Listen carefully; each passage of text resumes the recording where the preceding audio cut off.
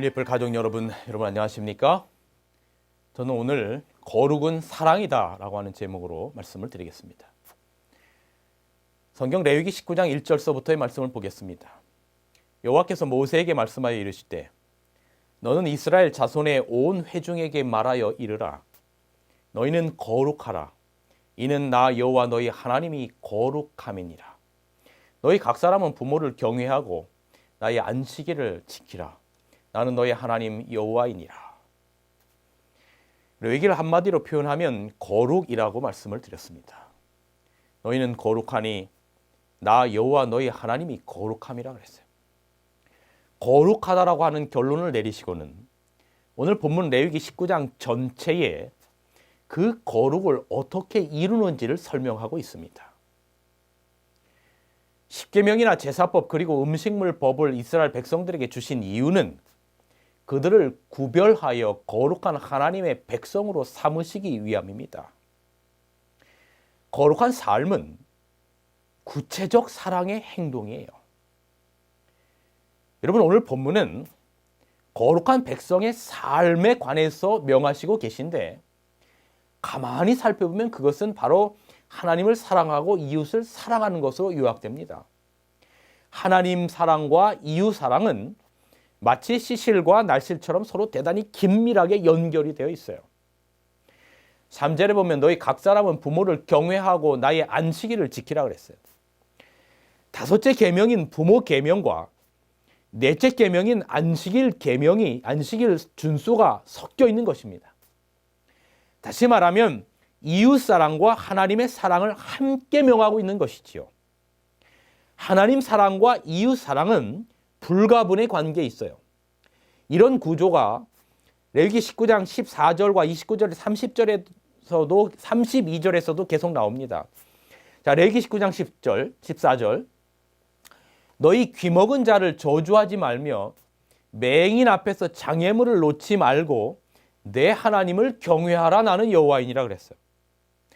29절에도 내 딸을 더럽혀 창녀가 되게 하지 말라. 음행이 전국에 퍼져 죄악이 가득할까 하노라 그랬어요. 19장 30절, 32절에도 내 안식일을 지키고 내 성소를 귀히 여기라. 이는 나 여호와니라. 너는 셋머리 앞에서 일어서고 노인의 얼굴을 공경하고 내 하나님을 경외하라. 나는 여호와이니라 그랬어요. 하나님을 사랑하며 경외하는 자는 이웃을 사랑하며 이웃에게 악을 행치 않는 것입니다. 안식일을 거룩히 지키며 성소를 공경하는 자는 자기의 딸을 더럽혀 기생이 되게 하지 않고 이웃에게 악을 행치 않는 것입니다. 이런 사랑이 바로 거룩이라고 하는 것입니다. 거룩은 사랑입니다. 하나님은 사랑이십니다. 그 사랑은 가난하고 소외된 이웃들도 살 길을 마련하신 것입니다. 그들이 인격에 손상을 받지 않고 편안한 마음으로 느낄 수 있도록 배품을 받은 자들의 존엄성까지도 하나님께서 고려하는 것입니다.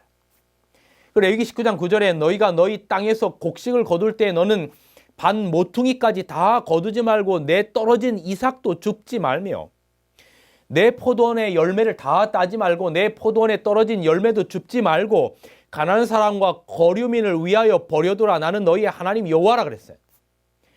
이것이 거룩한 삶이라고 하는 것입니다. 거룩은 사랑입니다. 거룩은 추상적인 것이 아니며 실제적이고 구체적인 사랑의 행동입니다. 오늘 본문은 또 말합니다. 타국인을 너의 몸처럼 사랑하라.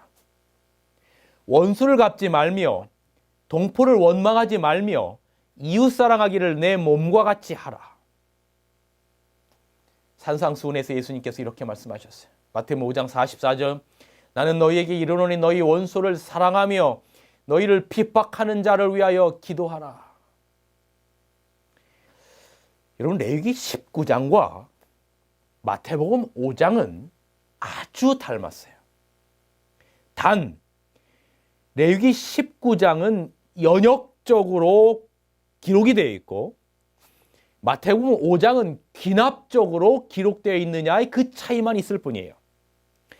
다시 말씀드리면 레위기 19장은 거룩하라라고 하는 결론을 먼저 주고 그 거룩한 삶은 이러이러한 사랑의 삶이다라고 하는 것으로 십계명 중심으로 구체적으로 풀고 있는 것이고, 마태복음 5장은 십계명 중심으로 사랑의 삶을 구체적으로 먼저 풀고 난 다음에 이것이 바로 거룩이다라고 결론을 후에 주고 있는 것입니다. 여러분, 여기 마태복음 5장에 보세요. 많은 내용들이 있지만 이렇게 기록하고 있어요. 원수를 사랑하라. 누구든지 내 오른뺨을 치거든 왼편도 돌려대고 또 너를 송사하여 속옷을 가지고자 하는 자에게 겉옷까지 가지게 하며 누구든지 너희로 억지로 오리를 가고자 하거든 그 사람과 심리를 동행하고 너희를 핍박하는 자를 위하여 기도하라. 이같이 한즉 하늘에 계신 너희 아버지의 아들이 되리니, 이렇게 기록하고 있어요. 자, 마태복음 5장의 이야기를 쉽게 말하면 손해보라는 거잖아요. 네. 내 이웃을 위하여 네가 손해보더라도 그렇게 하라. 그것이 사랑이다라고 하는 거잖아요.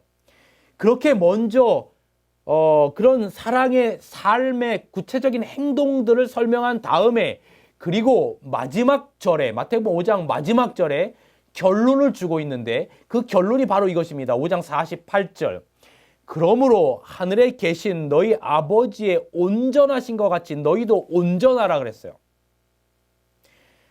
그러므로 여러분, 여기서의 온전은 도덕적인 흠도 없고 점도 없는 그런 의미에 있어서의 온전이 아니라 앞에서 먼저 풀어서 설명한 사랑의 삶, 오리를 가자면 심리를 가고 왼뺨을 치면 오른뺨도 돌려대고 이런 너의 속옷을 달라면 겉옷도 주고 하는 이런 삶, 남을 위해 손해를 보는 삶이 온전한 삶이라 라고 하는 것으로 결론을 내려주는 것입니다.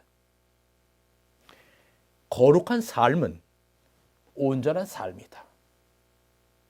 그러므로 거룩과 온전은 바로 사랑의 삶 속에서 증거된다, 이 말인 것이죠. 누가복음 10장에 여러분이 잘 아는 이야기가 있죠. 선한 사마리아인의 비유. 내가 무엇을 하여야 영생을 얻으리까? 라고 묻는 율법사의 질문에 예수님은 율법에 무엇이라 기록되어 있느냐라고 물으십니다. 그때 율법사가 오늘 제가 읽은 본문 레위기 19장 18절로 답을 하는 겁니다.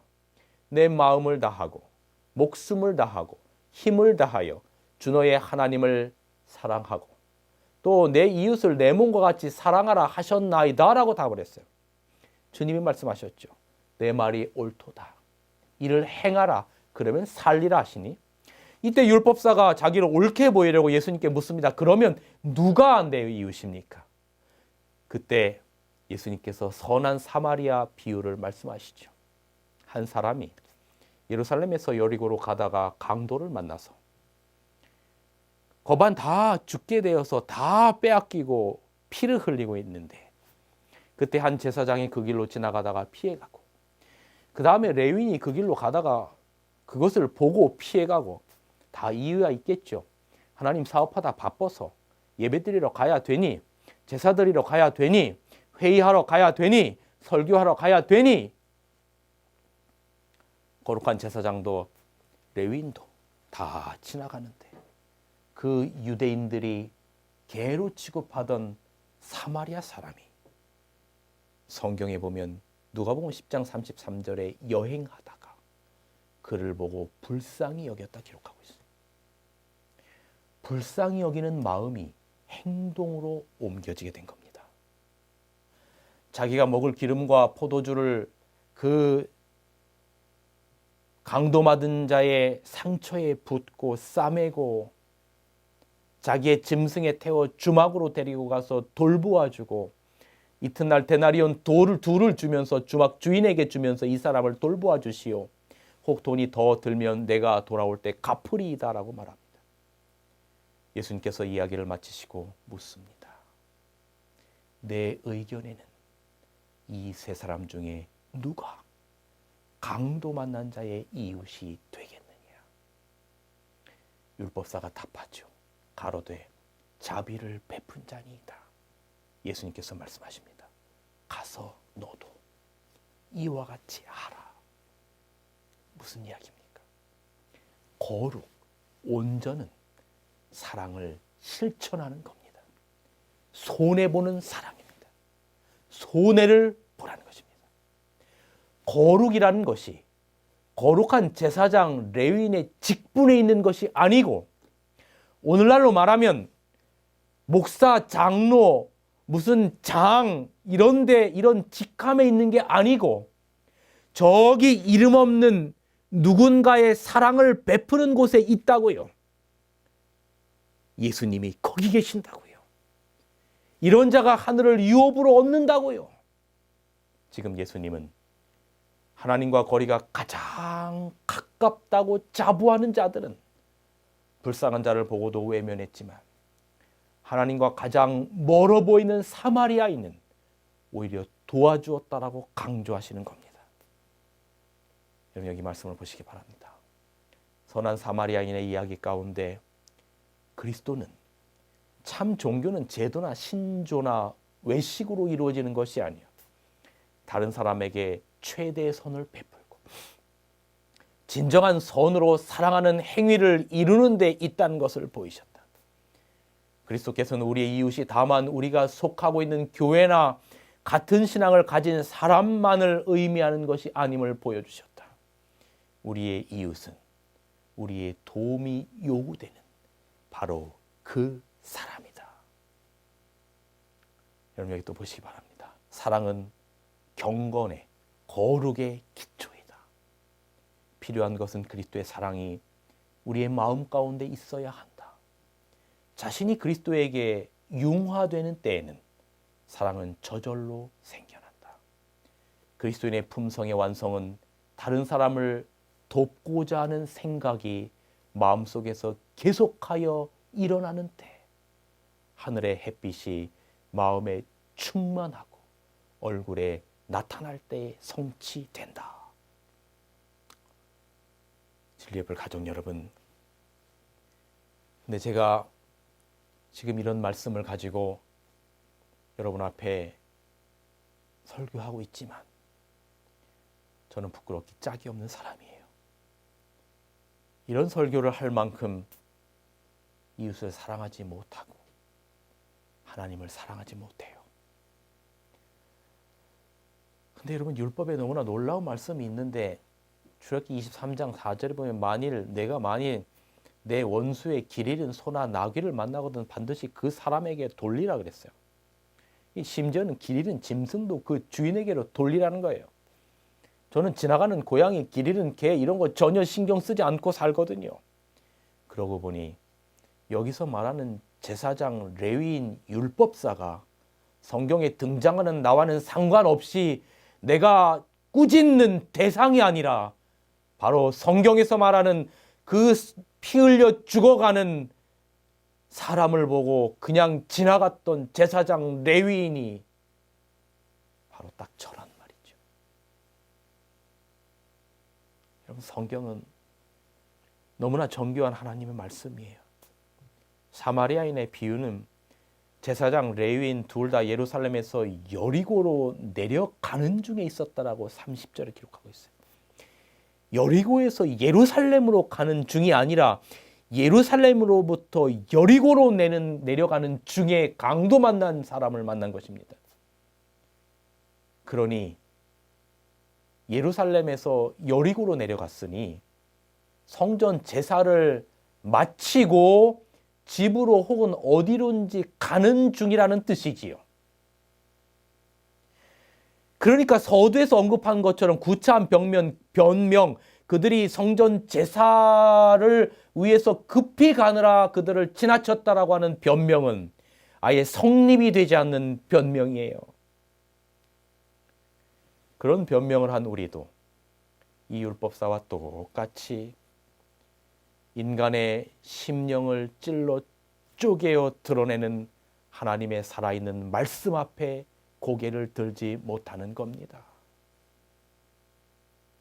로마서 3장 9절부터 그러면 어떠하뇨?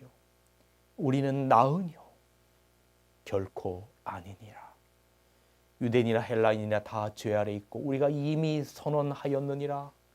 기록된 바 의인은 없나니 하나도 없으며 깨닫는 자도 없고 하나님을 찾는 자도 없고 다 치우쳐 한 가지로 무익하게 되고 선을 행하는 자는 없나니 하나도 없도다. 선한 사마리아인의 비유는 단순히 선행을 강조하는 것이 주제가 아닙니다. 이웃에 대한 하나님의 정의를 밝히는 차원만도 아닙니다. 십자가 복음이 없이는 아무도 하나님 앞에 설 수 없음을 보여주는 것입니다.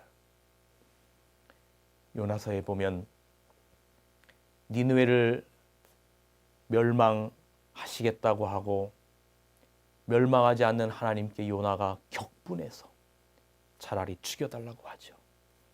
그때 하나님이 뭐라고 하시죠?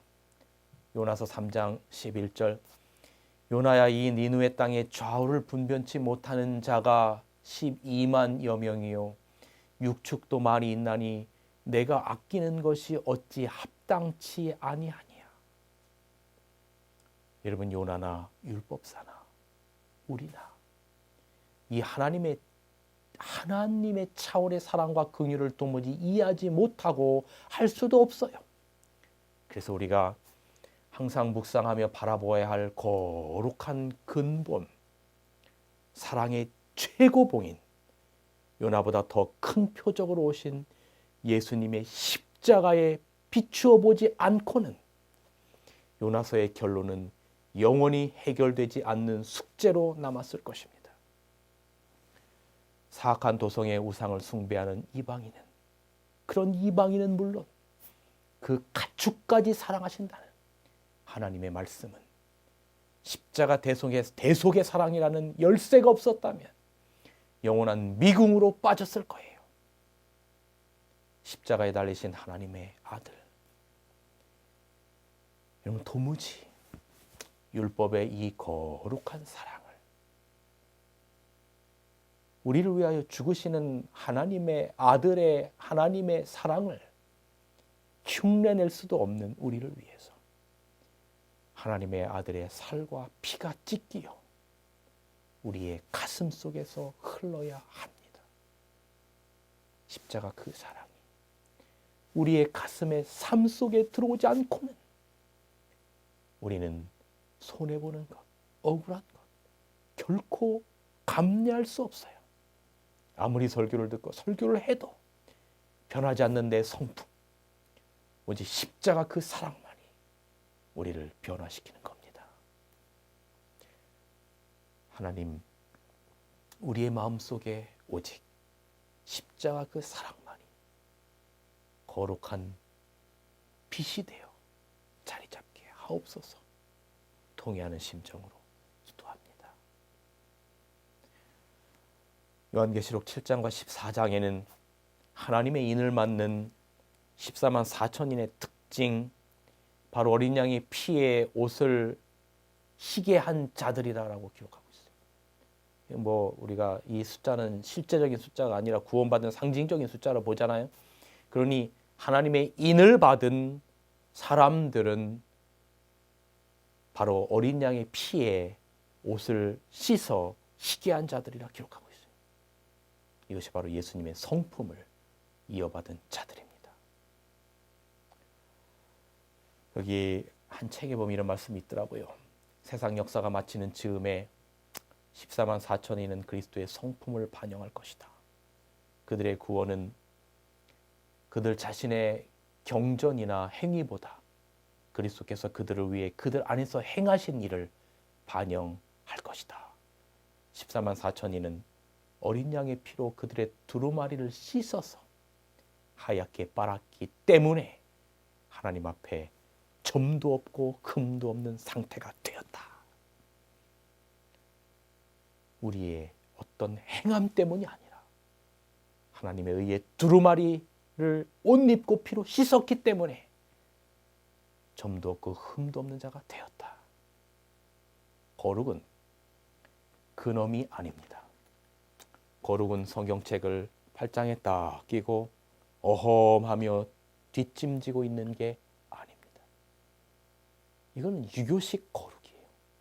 거룩은 하나님의 말씀에 거룩은 나는 거룩한 사람입니다 라고 말하는 게 아닙니다.